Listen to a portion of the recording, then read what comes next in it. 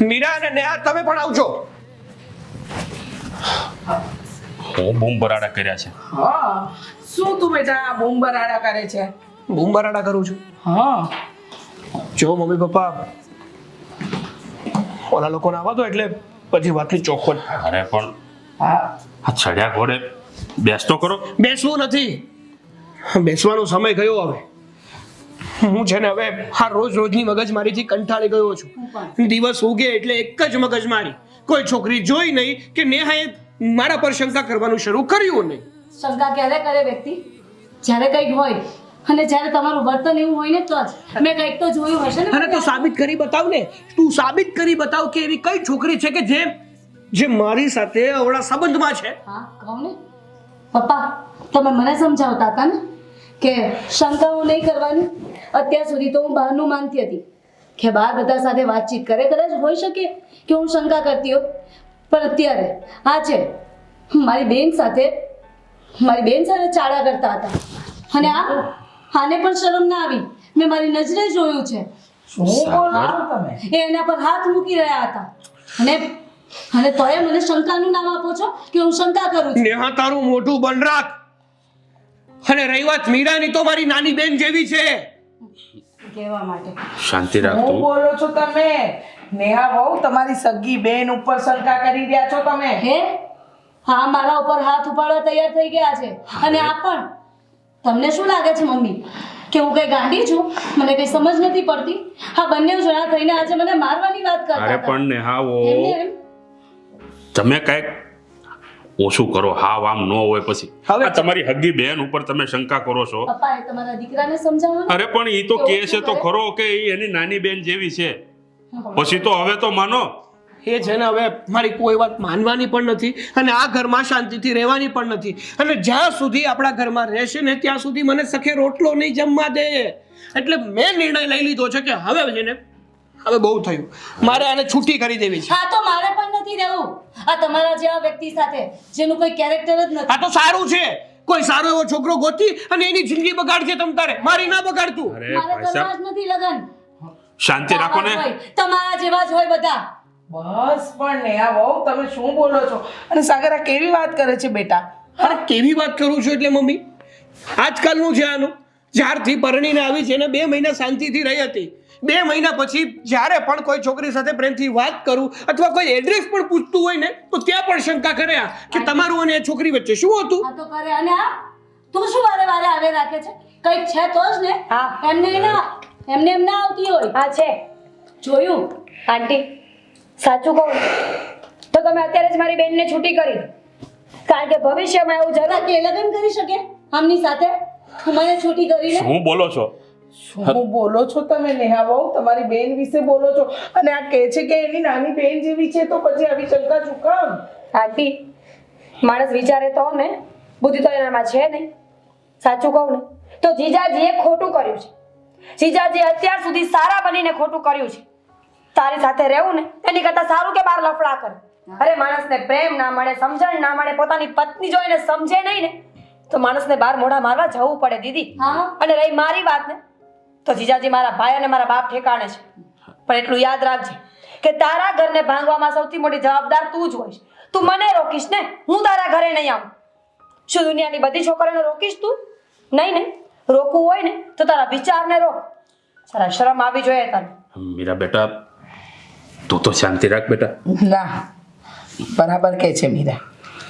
અત્યાર સુધી આપણે બધી વાતમાં નેહા વહુને સપોર્ટ કર્યો, સાથ આપ્યો કે હશે ઘર સંસાર ચલાવવાનો છે, કદાચ કંઈક શંકા હશે તો વાત કરી હશે. દર વખતે એમને સમજાવ્યા, આપણે સમજ્યા પોતાની જાતને. પણ હવે મારા દીકરાનો નિર્ણય મને પણ સાચો લાગે છે. તમે છૂટું કરી દો, મારા દીકરાથી છૂટા થઈ જાઓ એટલે શંકા પણ નહીં અને મારો દીકરો પણ દૂર અને તમે પણ દૂર. હા હું બોલે તું પણ. બરાબર બોલું છું. કારણ કે રોજનો ઘર કંકાસ છે ને એ ક્યારેય સંસારને આગળ વધારે જ નહીં. સાગર, સાચું જ કહે છે મારા મમ્મી પપ્પા. એક વાત કહું તમને, એક વ્યક્તિ આખો દિવસ ઓફિસમાં ગધેડાની જેમ કામ કરતો હોય, એમાં પણ એક ભૂલ નીકળી હોય ને તો એનો બોસ 17 વેડ કહી જાય છે. એને એમ હોય કે ઘરે આવીને જેને થોડી શાંતિ મળશે, જીવને થોડી હાશકારો મળશે. પણ ઘરે જો આની જેવી પત્ની હોય ને તો ત્યાં પણ શાંતિ ના મળે તો મારી જેવો માણસ જાય તો જાય ક્યાં, કરે તો કરે શું? અને જો હજી તમારે આને રાખવી હોય ને તો હું તમને ત્યાં સુધીનું કહી દઉં છું કે ભવિષ્યમાં તમે તમારા દીકરાને ગુમાવી બેઠશો. આ શું બોલે છે તું?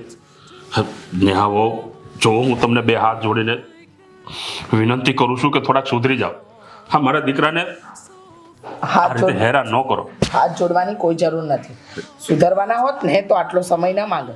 પોતાની બેન ઉપર જે વ્યક્તિ શંકા કરે ને એ દુનિયાની કોઈ પણ સ્ત્રી પર શંકા કરી શકે. એટલે સાંભળો, મારા દીકરાનું ચરિત્ર ખરાબ છે. અમે લોકો સારા મા બાપ પુરવાર નથી થયા. તમે એક જ ચરિત્રવાન અને સંસ્કારી છો. એટલે મહેરબાની કરીને આ ઘર છોડીને જતા રહો. બાકીની બધી જ કાર્યવાહી તમારા પપ્પા સાથે અમે કરી લઈશું. હો? અને ત્યાં આવવાની કોઈ જરૂર નથી. પપ્પાને હું બધી જ વાત કરી દઈશ. તો હું ક્યાં જઈશ? તને ખબર, એવી જગ્યાએ, એવી દુનિયામાં જ્યાં શંકાઓ ન કરવી પડે, જ્યાં બધા જ સારા માણસો હોય. જ્યારે કાટ પોતાના મગજમાં લાગેલો હોય ને ત્યારે દુનિયા ખરાબ જ લાગે, કોઈ સારું ના લાગે. ખરેખર તમારે ક્યાંય કઈ જ નથી? હજી એટલે કોઈને કાંઈ કઈ નથી, પણ તમારા મગજમાં ઘણું બધું છે. એટલે મહેરબાની કરીને તમે જશો કે પછી અમે સન્માનપૂર્વક તમારા પપ્પાને ત્યાં મૂકી જઈએ. મને થોડો સમય આપી દો ને કે હું કોશિશ કરીશ કે મારા સ્વભાવમાં સુધારો લાવી શકું. શંકાઓ મતલબ હા, ખોટી શંકા કુશંકાઓ થતી હતી ને થતી રહેશે. કારણ કે છે ને વહેમના કોઈ ઓસર ના હોય અને તમારી આદત તમે ક્યારેય નહીં બદલો. માણસની પ્રાણ અને પ્રકૃતિ એની સાથે જ જવાની. બદલી નાખીશ, કોશિશ કરીશ. દીદીએ જેમ કહ્યું એમ કે ખરેખર હું એના પર શંકા કરું છું. કદાચ એની બીજી બધી સ્ત્રીઓ. દીદી, તને તારા પર ભરોસો નથી? તને તારા વ્યક્તિત્વ પર ભરોસો નથી કે હું મારા પતિને એટલો પ્રેમ આપીશ, એટલી સમજણ આપીશ ને કે મારો પતિ મને છોડીને ક્યારેય નહીં જાય? અને જો ભૂલે ચૂકી આવી કોઈ ભૂલ કરશે પણ ને તો એને 17 વખત મારો વિચાર આવશે. બેન, સ્ત્રી તું હોય કે બીજી કોઈ, ફરક બીજો કાંઈ નથી. ફક્ત ને ફક્ત ફરક છે વિચારોનો, સમજણનો. માણસને પ્રેમની જરૂર હોય છે. સાંજે આવીને જરા પૂછતો ખરો કે આખો દિવસ ઓફિસમાં શું થયું. એ પુરુષ છે એટલેનો મતલબ એવો નથી કે એ પથ્થર જ હોય. એને પણ પ્રેમ અને હૂંફની જરૂર પડે છે. એને પણ જરૂર પડે છે કે ક્યારેય કોઈ એને પૂછે કે તને શું થાય છે. જરૂરી છે કે સ્ત્રી હોય એટલે બસ એને જ બધું પૂછ્યા કરવાનું, એને જ પેમ્પર કર્યા કરવાનું? દુનિયાનો નિયમ છે મીરા બેટા કે હંમેશા સ્ત્રી નબળી અને પુરુષે કઠણ જ બનીને રહેવાનું. એને કદાચ ગમે એટલા પ્રોબ્લેમ હોય ને તો દુનિયાને દેખાડવાના નહીં. અને જ્યારે એક પત્ની પતિને ન સમજે ને તો કોઈ ન સમજી શકે. દીકરા, મીરા, વાત તો સાચી છે તારી. તારા જીજાજી જ્યારે પણ આવે કોઈ દિવસ એમની સાથે મેં જ પ્રેમથી વાત નથી કરી. હંમેશા આવતાની સાથે એમની સાથે કંઈક ને કંઈક વાત લઈને એના મને ખબર ને અંદરથી એવો ડર કે મને છોડી દીધી તો. દીકરા, માણસ માત્ર ભૂલને પાત્ર. હા, એક ભૂલ તો ભગવાન પણ માફ કરે ને. હા, મોકો આપવામાં તારું શું જાય છે? એક મોકો તો આપી દો. એક મોકો નહીં આપો મને સાગર? આપ્યો. સાગરે નહીં પણ એક સાસુ તરીકે એક વહુને મોકો આપ્યો.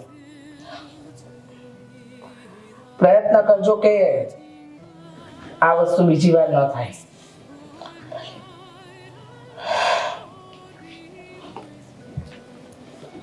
સાગર, પપ્પા ભૂલ થઈ ગઈ મારાથી.